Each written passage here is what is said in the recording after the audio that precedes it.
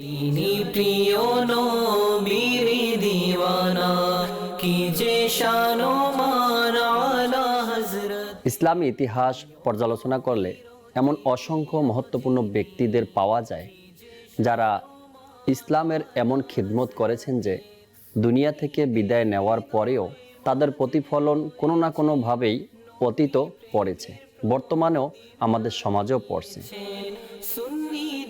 ঠিক এমনই এক মহান ব্যক্তিত্ব যিনি আলা হযরত ইমামে আহলে সুন্নাত, মুজাদ্দিদে দ্বীন ও মিল্লাত, কোরআন শামে রিসালাত, আলিমে শরিয়ত, পীরে তরিকত হযরত আল্লামা মাওলানা ইমাম আহমদ রেজা খান রহমতুল্লাহি তাআলা আলাই নামে বিখ্যাত। তিনি রহমতুল্লাহি তাআলা আলাই এমনই জ্ঞানের অধিকারী ছিলেন যে প্রায় ৫৫টিরও অধিক বিষয়ের উপর পরিপূর্ণ জ্ঞান অর্জন করেন। যে কোনো বিভাগ হোক, সেটা লিখিত অথবা মৌখিক, আলা হযরত রহমতুল্লাহি তাআলা আলাই আজ পুরো বিশ্বের মুসলমানদের জন্য সঠিক পথ প্রদর্শক ও একজন আলোকিত নক্ষত্র হিসাবে বিরাজমান। আজ তার ওফাত লাভের এত বছর অতিবাহিত হওয়ার পরেও আলা হযরত রহমতুল্লাহি তাআলার জ্ঞান গর্ব, মহত্ব ও মর্যাদার আলো সারা বিশ্বকে আলোকিত করেছে। যে আলো সমাজ থেকে সকল বিভ্রান্তি দূর করে মুক্তির দিশা দেখিয়ে দিয়েছে। আসুন আজ আমরা তার বরকতময় জীবনী সম্পর্কে কিছু জানার চেষ্টা করি।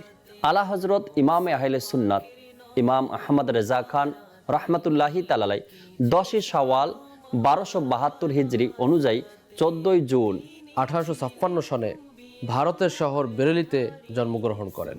তিনি রহমতুল্লাহি তাআলা আলাই শৈশবকাল থেকেই উত্তম চরিত্র, সুন্নাতের অনুসারী, আদর্শিক জীবনের অধিকারী ছিলেন। প্রাথমিক শিক্ষা নিজ সম্মানিত পিতার কাছ থেকে গ্রহণ করেন। মাত্র 4 বছর বয়সে নাজেরা ও কোরআন শরীফ সম্পূর্ণ করেন। 13 বছর 10 মাস বয়সে তার সম্মানিত পিতার কাছ থেকে দুনিয়াবি যাবতীয় প্রচলিত জ্ঞান বিষয়ক শিক্ষা সম্পন্ন করে তার নিকট থেকে শিক্ষা সমাপনী সনদ গ্রহণ করেন। প্রথম ফতোয়া প্রদানের কৃতিত্ব অর্জন করেন। অতঃপর জীবনের শেষ সময় পর্যন্ত ফতোয়া দিতেই থাকেন। 19 বছর বয়সে তিনি রহমতুল্লাহি তাআলা আলাই বিবাহ করেন। আল্লাহ তাআলা তাকে 5টি কন্যা ও 2টি ছেলে সন্তান দান করেন। আলা হযরত রহমতুল্লাহি তাআলা আলাই আপাতমস্তক নবী প্রেমের বাস্তব এক নমুনা ছিল।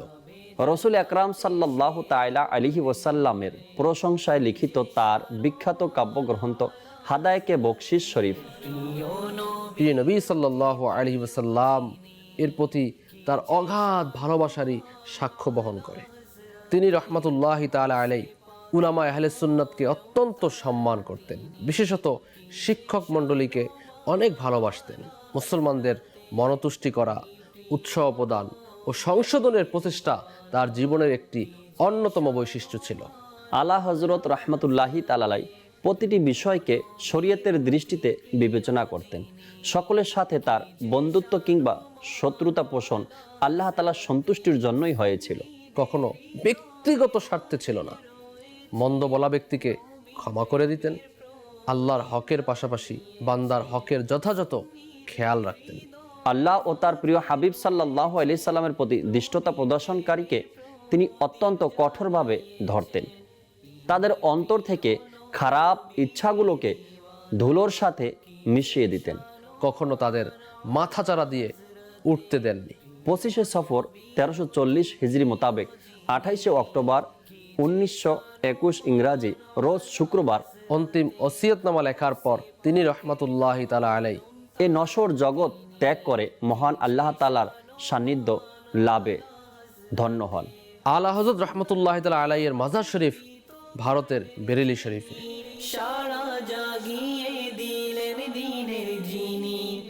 25 সফরুল মুজাফফর প্রতি বছর সারা দুনিয়াব্যাপী তার উরুস শরীফ পালন করা হয়। আল্লাহ তাআলার রহমত তার উপর বর্ষিত হোক এবং তার সাদকায় আমাদের ক্ষমা হোক। আমিন বিজাহি নবিল আমিন সাল্লাল্লাহু তাআলা আলাইহি ওয়াসাল্লাম। প্রিয় নবীর অতি প্রিয় যিনি, কি যে শান ও মান আলা হযরতে